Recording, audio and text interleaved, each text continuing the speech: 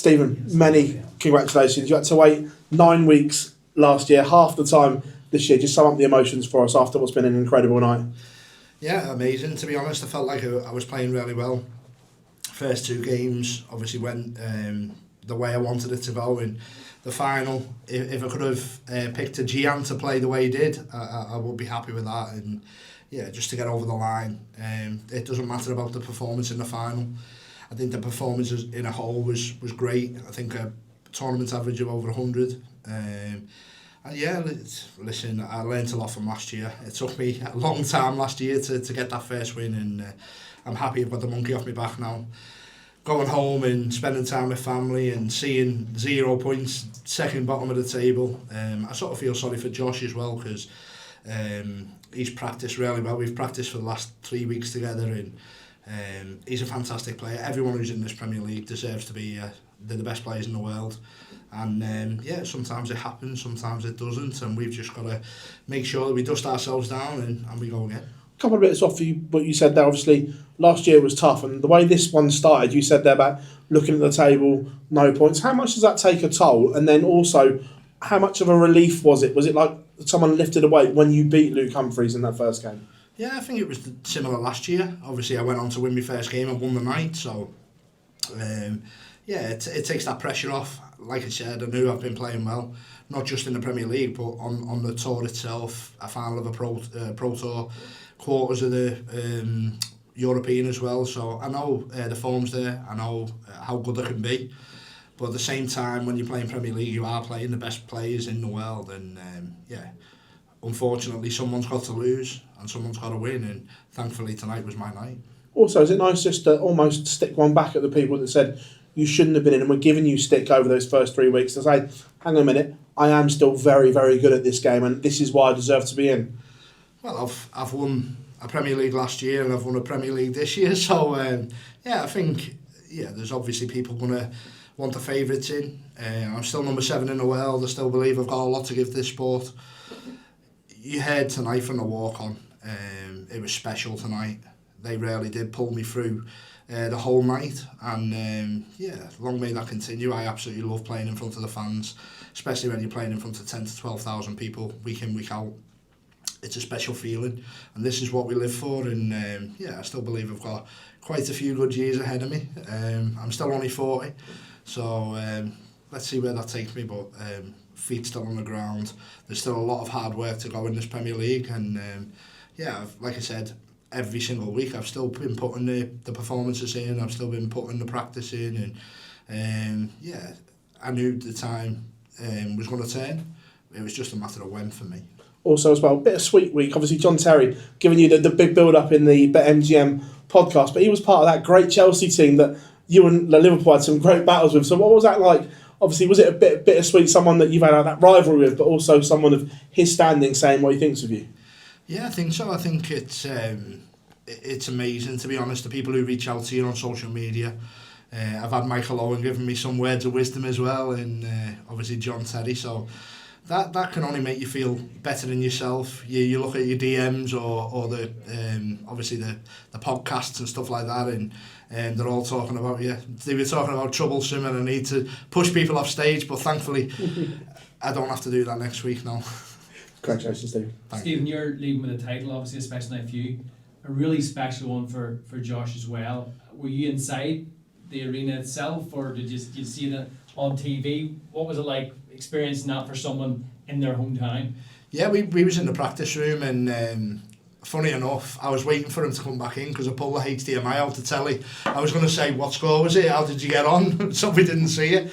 So unfortunately, he didn't come back in. He had a press conference, but we took the mickey out of his manager. But yeah, listen, Josh is such a fantastic player. I've been practicing with him, like I said, for the first few weeks, and his time will come. I truly believe that. He is one of the best players in the world. People need to get off his back, and listen, he was up against the ropes tonight and he pulled out an nine-darter from nowhere.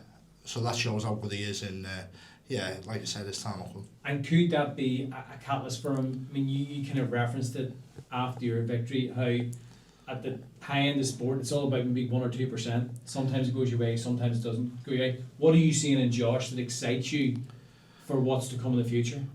I just know how good he is. His averages, his scoring, his finishing. He has got the whole package, and he's such a young lad as well. Such a grounded lad. He works really hard. He's got a lovely family. And yeah, I honestly believe that, yeah, if he knuckles down, keeps doing what he's doing, it'll only be time before either he wins a World Championship. He'll definitely not finish this Premier League with no points anyway, I can guarantee you that. And yeah, he's a fantastic player. He's a really good friend of mine, and I wish him nothing but success. You referenced the walk-in and what it was like for you and the lift they give you. You felt the love tonight. What did you think about the atmosphere overall and the support they got from the home supporters? I thought it was amazing, to be honest. We talked about it last year, how good it was here and Dublin. And yeah, tonight has surpassed that even more. This is always going to live in my memory for a long, long time. I can't just go up there and play darts without that crowd behind me, and the Bunting mental chants.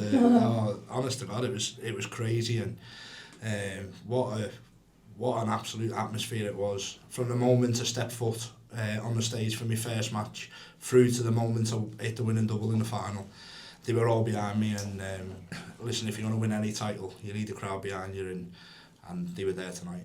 Thanks. Thank you. Stephen, as Ray been touched on a little bit there tonight, obviously, once you got the first win, you could sort of see the pressure coming off. Did you feel a lot of pressure going into that first game? Like I said, I've got a lot of experience from last year.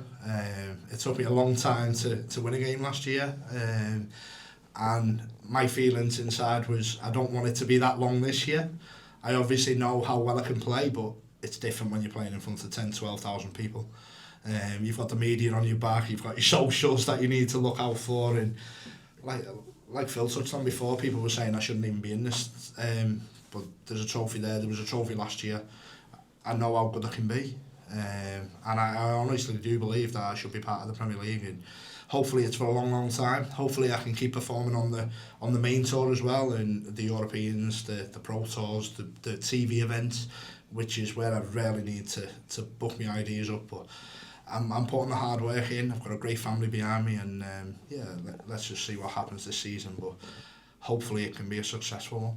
The last 2 seasons in the Premier League, whoever's won Belfast has went on to lift the trophy.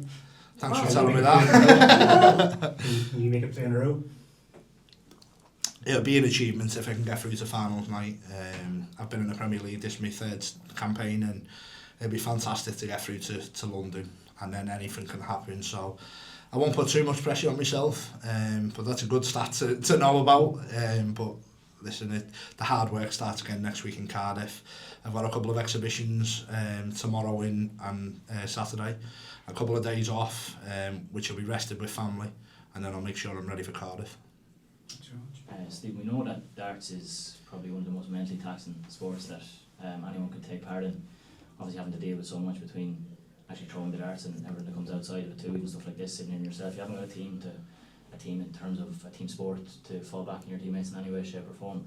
I want to touch on something you mentioned in your post-match interview there about getting involved in some hypnotherapy type stuff. I'd just be intrigued to know what exactly that entails and what you're getting out of it.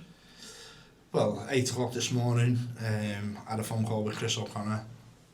It's literally just makes me feel good. We talk about obviously the brain is a powerful tool, and every negative thought that goes in your brain, he says there's a bucket in there and it fills up, and then the stress, anxiety, everything comes from that. So it's important to do the session, empty that bucket, and keep us mentally positive as I possibly can, and he helps with that, the sleep, everything else that comes with the hypnotherapy.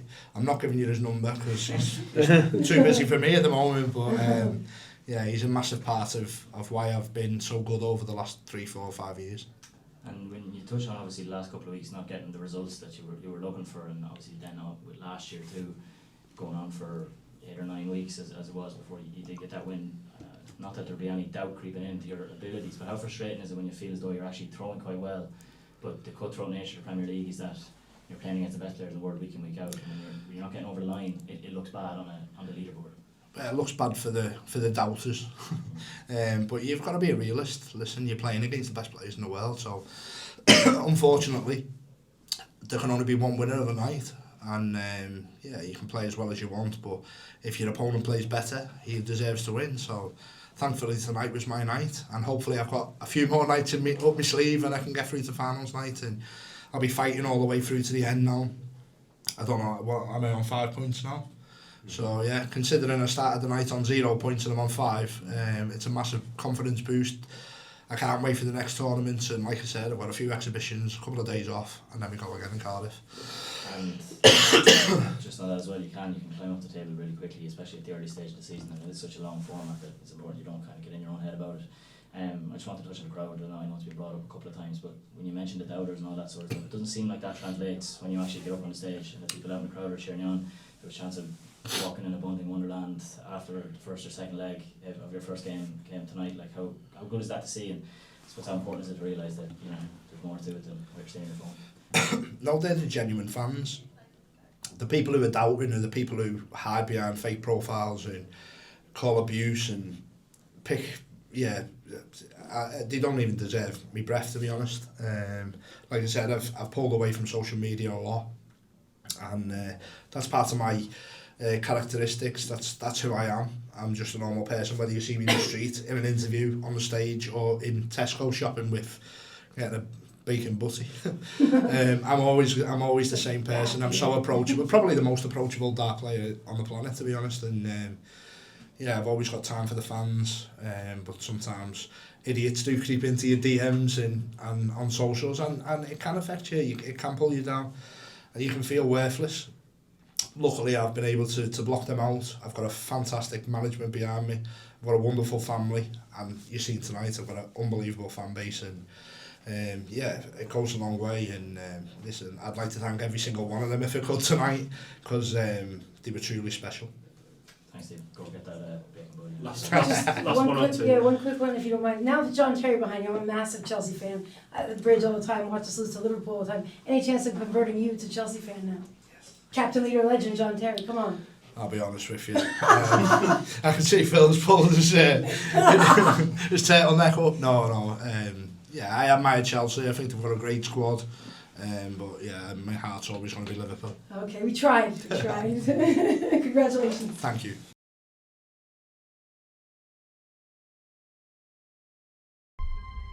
To change your